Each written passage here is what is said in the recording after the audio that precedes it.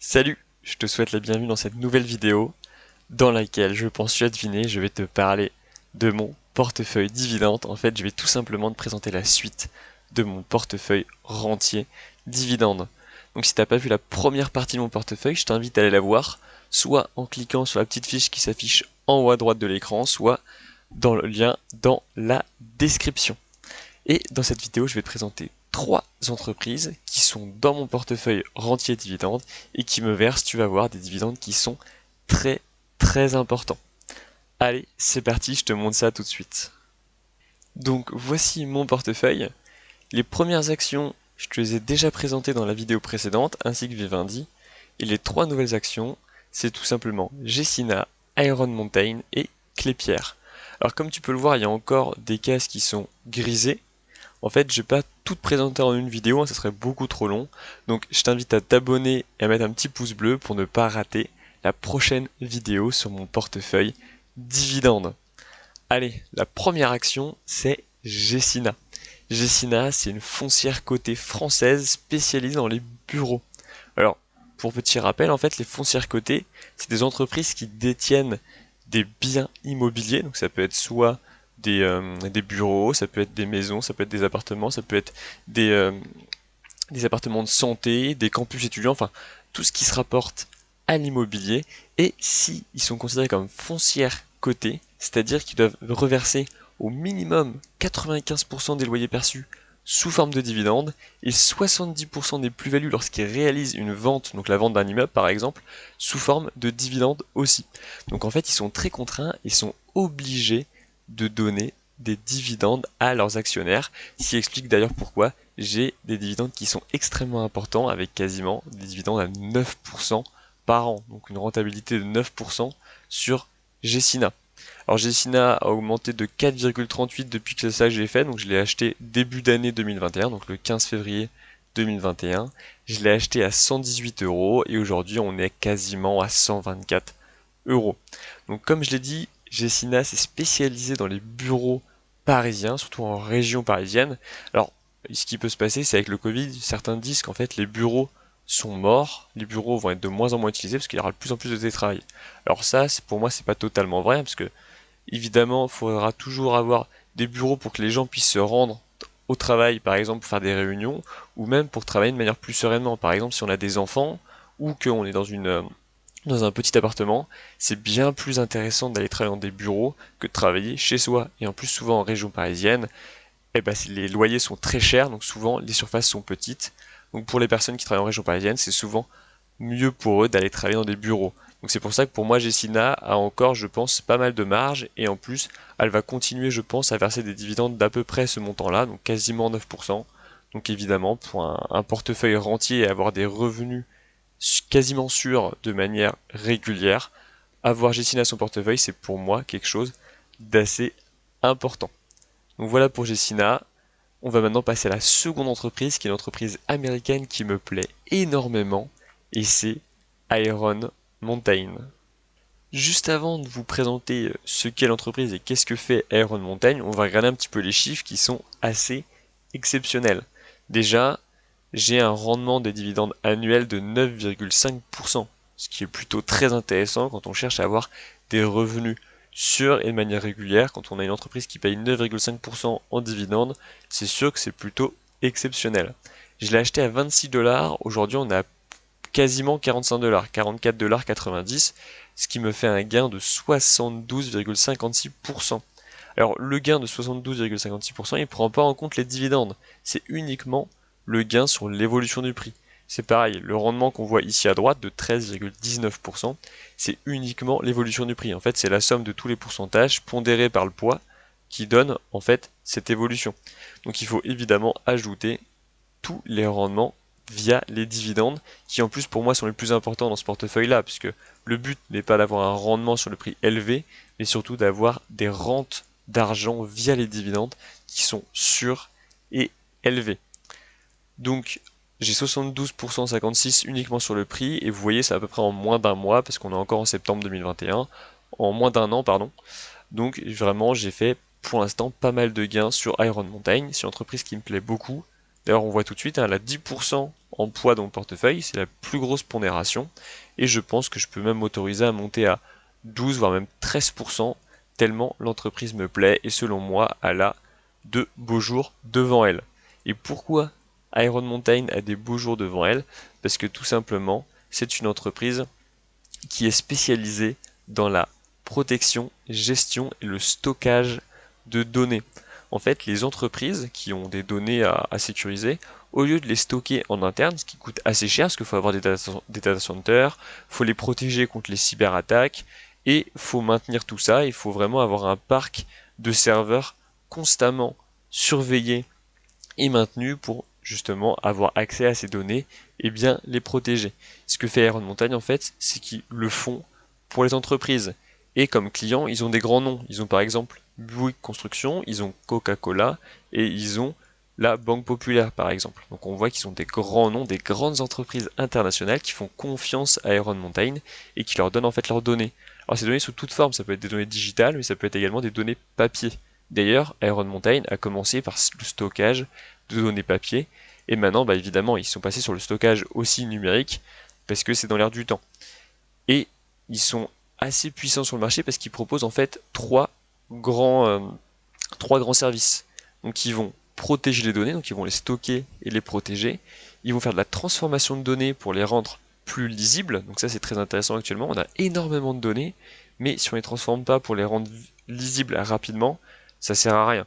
Donc en fait, ils ont des systèmes d'intelligence artificielle qui vont traiter la donnée, qui vont ressortir des choses qui sont intéressantes, avec par exemple des chiffres clés ou des résumés, qui vont leur donner donc à leurs clients, et leurs clients vont avoir uniquement des résumés de toute l'information qu'ils ont stockée. Et ils vont également ce qu'ils appellent libérer l'information, c'est-à-dire qu'ils vont mettre à disposition toutes les informations qu'ils ont stockées de leurs clients pour leurs clients. Par exemple, Coca-Cola va stocker toutes les informations sur leur chiffre d'affaires, leur vente et tout, ils vont tout donner à Iron Mountain. Iron Mountain va les protéger pour pas qu'il y ait d'attaques et pas qu'ils les perdent, va les transformer, donc ils vont mettre par exemple de l'IA en place ou faire des algorithmes de traitement de données pour ressortir ce qui est important et ensuite vont les libérer, c'est-à-dire qu'ils vont les présenter à Coca pour leur faire un résumé de toutes leurs données. Donc évidemment, ça c'est très intéressant pour les entreprises parce que aujourd'hui en fait, la data, c'est quasiment comme le pétrole. Ceux qui détiennent la data sont extrêmement puissants. On voit que tous les GAFAM détiennent de la data, hein. Google, Microsoft, Amazon, Facebook, et c'est actuellement les entreprises les plus puissantes du monde. Donc évidemment, toutes les entreprises sont en train de stocker, transformer leurs data pour pouvoir les utiliser. Et ça, c'est le cœur de métier d'Iron Mountain. Donc évidemment, dans le futur, enfin en tout cas je le pense, Iron Mountain risque de continuer à augmenter. Et même si ça augmente pas en bourse, on voit que 9,5% de dividendes, c'est toujours très rentable. Donc c'est pour ça que j'ai cette action dans mon portefeuille. Et d'ailleurs, je pense que je vais la garder, mais je vais peut-être me repositionner si je vois des entrées intéressantes sur Iron Mountain. La dernière action que j'aimerais te présenter cette semaine et qui est présente dans mon portefeuille rentier, c'est une entreprise française et c'est Klépierre. Klépierre, tu as peut-être déjà entendu parler, c'est une entreprise cotée au CAC 40 qui est en fait une foncière cotée, tout comme Gecina. Donc elle est soumise aux mêmes règles, 95% des loyers doit être versé en dividendes et 70% des plus-values lorsqu'il Klépierre fait une vente doit être également versé en dividendes. Et en fait, ça donne des dividendes qui sont assez exceptionnels de 24%. Alors ça, vous allez voir, je vous expliquerai un petit peu comment je l'ai calculé. C'est pas tout à fait vrai pour l'année 2021. Je vous expliquerai juste après comment j'ai obtenu ces 24%. Donc j'ai acheté à 18,21 euros. Aujourd'hui on est à 19,25 €, ce qui me fait un petit gain de 5,71%. Hein. Donc ça fait quasiment un an que je possède l'action. Donc l'évolution du prix n'est pas exceptionnelle. Mon poids de portefeuille on est à 4,76. C'est à peu près classique dans mon portefeuille. Donc Klépierre, c'est une entreprise qui est spécialisée dans les centres commerciaux. Et évidemment, les centres commerciaux, pendant le Covid, ça s'est pas très bien passé. Ils étaient fermés. Donc Klépierre a perdu beaucoup d'argent, puisqu'en fait les magasins contenus dans les centres commerciaux de Klépierre étaient évidemment fermés. Donc ne gagnaient pas d'argent, donc je ne pouvais pas payer de loyer à Klépierre. Donc Klépierre perdait de l'argent, a perdu beaucoup d'argent en 2020 et début 2021 a continué à en perdre un peu. Mais maintenant, petit à petit, les centres commerciaux rouvrent. Donc Klépierre va petit à petit regagner de l'argent et pouvoir se refaire une santé. Ici, on a la carte qui montre où est présent Klépierre. En fait, c'est la première foncière cotée européen des centres commerciaux. C'est l'entreprise qui possède le plus de centres commerciaux au niveau européen. Et on voit en fait tous les pays sur lesquels qui peuvent passer en surbrillance ici, bah, c'est des pays dans lesquels Klépierre possède au moins un centre commercial. Et si je prends la liste et que je commence à scroller, vous voyez qu'en fait, eh ben, ils en possèdent un bon paquet. En fait, ils possèdent énormément de centres commerciaux en Europe. Donc évidemment, quand tout se passe bien, eh ben, c'est très intéressant pour Klépierre parce qu'ils font pas mal d'argent. Alors pendant le Covid, bah, ça a été très dur parce que tout ce que je vous montre actuellement en scrollant, c'était fermé. Mais là, petit à petit, comme j'ai dit, ça rouvre. Donc c'est plutôt bon signe pour Klépierre. Ils vont pouvoir regagner de l'argent. Si on regarde un petit peu les chiffres et surtout le bilan, ce qui m'intéresse en fait, c'est la trésorerie. Parce qu'actuellement, Klépierre est en crise. Les centres commerciaux sont fermés. Enfin, on rouvre petit à petit, mais en tout cas, c'est moins qu'avant Covid. Et donc du coup, en cas de crise, ce qui est important pour l'entreprise, c'est la trésorerie, c'est le cash, parce que plus on a de cash en réserve, plus on peut encaisser sereinement la crise. Et on voit, c'est ce qui s'est passé. Au deuxième trimestre 2020, ils avaient quasiment 700 millions d'euros. Fin 2020, ils n'en avaient plus que 462 millions. Et maintenant, mi-2021, ils en ont plus que 190. Donc on voit qu'ils ont compensé la perte de loyer en tapant dans leur trésorerie. Et on voit qu'ils ont été capables donc d'encaisser assez facilement parce qu'ils avaient beaucoup d'argent en cash. Et ça leur a permis donc de passer la crise de manière assez sereine. Ils ont toujours 190 millions en cash au cas où, qui peut encore encaisser une partie des pertes qui vont peut-être s'accumuler en 2021. Mais comme je l'ai dit, petit à petit, ça va rouvrir et ils pourront remettre un petit peu leur cash d'aplomb. Si on regarde les dividendes, alors je vous ai montré un dividende de 24%.